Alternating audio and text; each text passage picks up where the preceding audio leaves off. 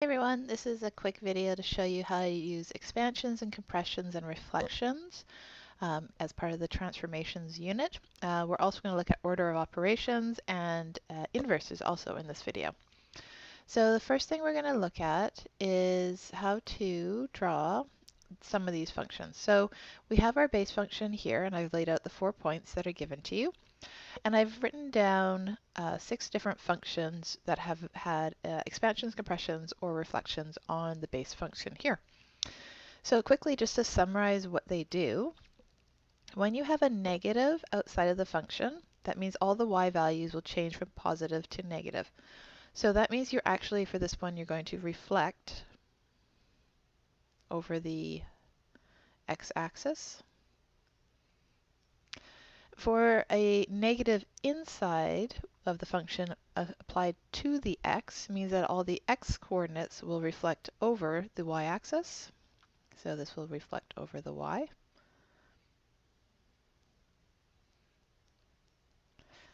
So to quickly show you how that looks, I will reflect 1 over the x-axis. So this one point here will remain the same.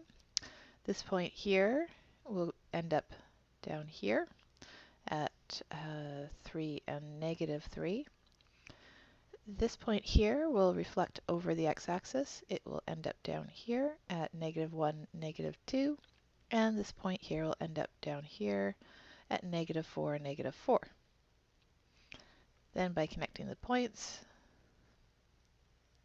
like so, you will see the reflection over the x-axis.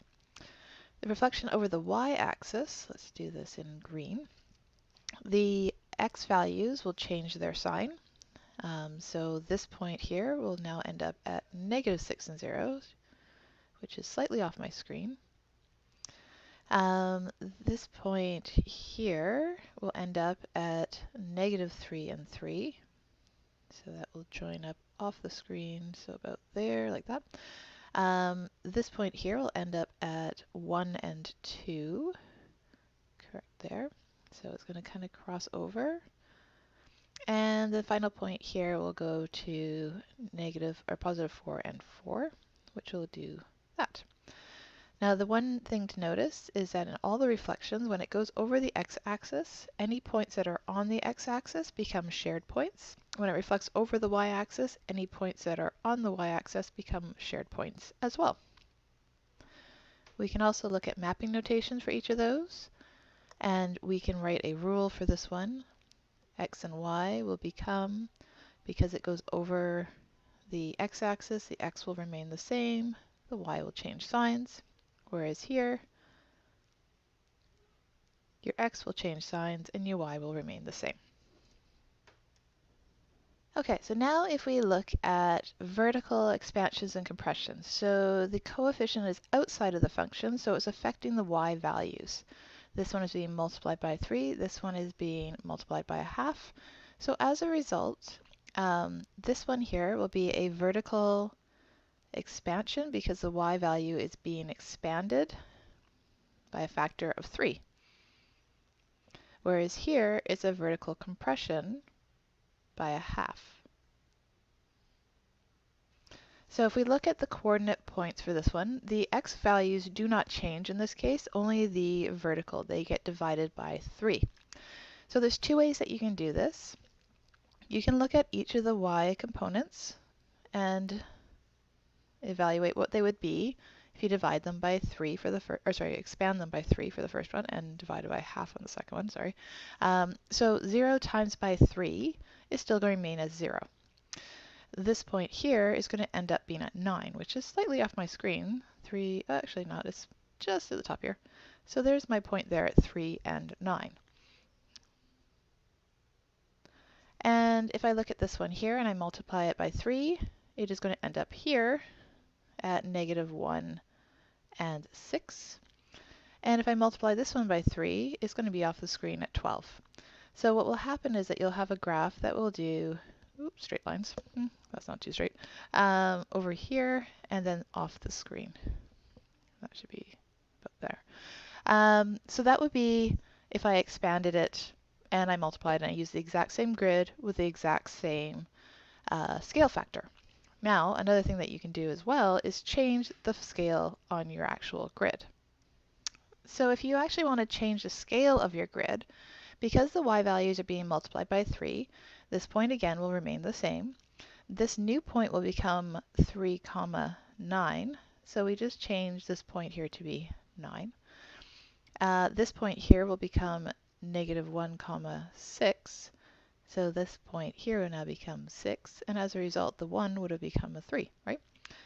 This then becomes a 12, so as a result, you get negative 4, 12. So I didn't actually have to redraw my graph. I changed my scale, and then I can see that it's got the same shape, it's just now the scale has been expanded by 3. The coordinate points have been changed to the values here in red, which this one remains the same. And then if I did have to do any other transformations on it, I would then apply them after I do the expansion, compressions, and reflections. So the same thing can happen if I look at compressing by a half. The difference is, again, my scale, if I want to do scale changing versus actual compression on the same grid with the same y-axis. So I'll show you this. Let me just pause. So if I want to figure out this point here, if I divide the y value by a half, it's still going to be the same point. So it's a shared point. If I multiply by a half on this one, I will get 3 over 2. So my new coordinate point would be 1.5. If I look at this one here, this value is at 2. If I divide by 2, I will get 1. And if I do this one here, I would get a 2. So this one's not too bad, doesn't go too far off my screen, so I can actually use the same scale, or I can change my scale by changing all the y values and dividing them by 2, and that would then also make my scale change as well. I would have to change my y-axis to reflect that compression by a half. Now if I look at my mapping notation for each of these, because only the y's were affected, you have your x and your y, and then it'd be x and then 3y. And here I'd have my x and my y, and in this case, because I'm compressing just the y value, I'd have half y. Okay, so now we're going to look at the horizontal compressions and expansions. Now, when it's with the x, you have to compensate. So just like when we did the horizontal shifts, they use the opposite signs for the traditional direction. So it'd be x minus some value, and that would go to the right. X plus a value, which would go then to the left. This is going to compensate for the 2 by actually doing a horizontal compression by a half. So you're going to have a horizontal compression by a half in this case here, and here we'd have a horizontal expansion by 3. So similar idea, except for now we're moving away or towards the y-axis. So if we look at the first one and we're doing a horizontal compression of a half, we're going to be looking at our x-coordinates. So this point here at 6 and 0, the x is going to be affected in this case, and it's going to end up at 3 and 0. The point 3, 3 is going to be at 1.5 and 3. The point negative 1 and 2 is going to get divided by 2 again, so it's going to be at negative half. And then the negative 4, 4 is going to be here at negative 2. And we'll have our graph like so. Similar idea, if you wish to change your scale, you would just divide the x-coordinate by 2 and then change your x-axis as appropriate. So the next one as well is a horizontal expansion by 3. Similar idea, except for now you're going to be multiplying through by 3, so it would be then 18, 0, which would be way over there. This one here would be 9 and 3. This one here would be negative 3 and 2, and this point here would be negative 12 and 4. So this one, because it's way off my grid, I don't really want to have to redraw it. I would probably change my scale for this one. And then this would become my negative 12 point. This would become my negative 3, and you see the negative 6 and negative 9 fit in there perfectly because you're timesing each of the coordinates on the x-axis by 3. And we would just use the blue graph to then showcase. There we go. So for the order of operations, when you have more than one type of transformation happening, here would be our general format for any function. A would be a vertical expansion compression. If it was negative, there would be reflection over the x-axis. B would be a horizontal compression or expansion by a factor of 1 over B. The C value would be the translation left or right, and the D value would be the translation up or down. And of course, B also, if it was negative, you would have a reflection over the y-axis. So these two equations that I've written here, the reason I've written them is because you really need to identify this component in here. This is probably the trickiest little area. So because order of operations, we are going to use multiplication first, addition, subtraction afterwards. So that means A and B will happen first, and then our C and D will happen second. So in order for that to happen, we want to use this format here, which is actually the factored format. We need to have it, these basically do the exact same thing. One is factored, one is not. We want to have it in this format because we will apply this first with the horizontal compression of 1/4, and then we will apply this second for the translation. So you need it in factored form.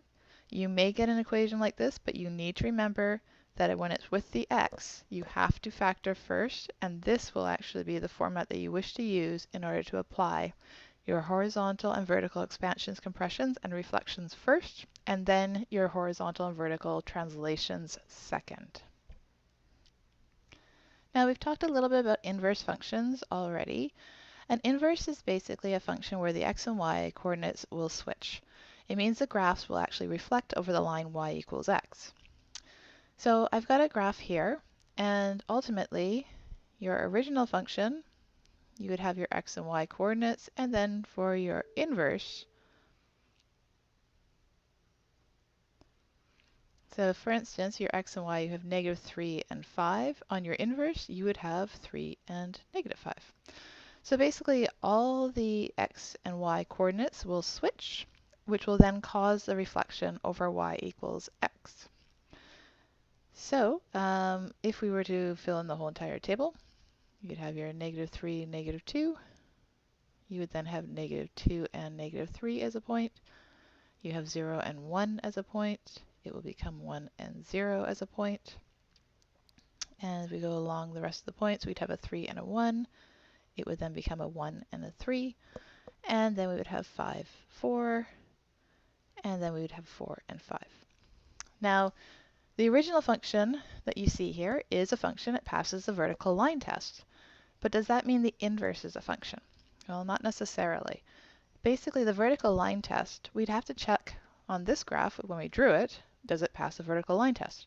Now, we can tell from the original function whether or not it's going to be a function or not by doing what's called the horizontal line test. If we run through the graph right now, and we see that it hits in more than one spot, which it actually does, it means that the inverse is not going to be a function. So it will be a relation, but not a function. So I will graph this for you real quick. Okay, so now that I've drawn the graph based on what we've got here in the grid, you can see quite nicely that it does reflect over the line y equals x. Quite nicely. They're equal distance at a perpendicular distance away from that line. Now, one thing to keep in mind too, you do need to show points that actually end up on the line y equals x because they should exist at the same exact point because they exist on the line y equals x. So make sure where the crossing point of one function is on the y equals x line, the other one also crosses exactly at that point as well. Now, as you can see again, the graph that I just drew, the red graph, does not pass the vertical line test. We could see that by doing the horizontal line test on the original one. So the inverse is not a function. Another thing that could come up is asking to restrict the original function so that way the inverse is a function. So what that basically means is if we take this quadratic right here, if we were to look at it and did the horizontal line test, we can see that the inverse is not going to be a function as it is right now. So what we can actually do is look at restricting the domain of the original function. So if the original function was only this portion, which basically we've said that for the domain, we are going to restrict it so that x has to be greater than or equal to 0. So we're looking at all the positive portions of this function. So we've created a restriction. As a result, this now passes the vertical line test and the horizontal line test. And if we were to reflect it over the line y equals x, which is a little bit wobbly there, we can see that we're going to get just 1/2 of a sideways parabola. Now I could have also restricted it so that I took the negative side of that parabola. So everything that was less than 0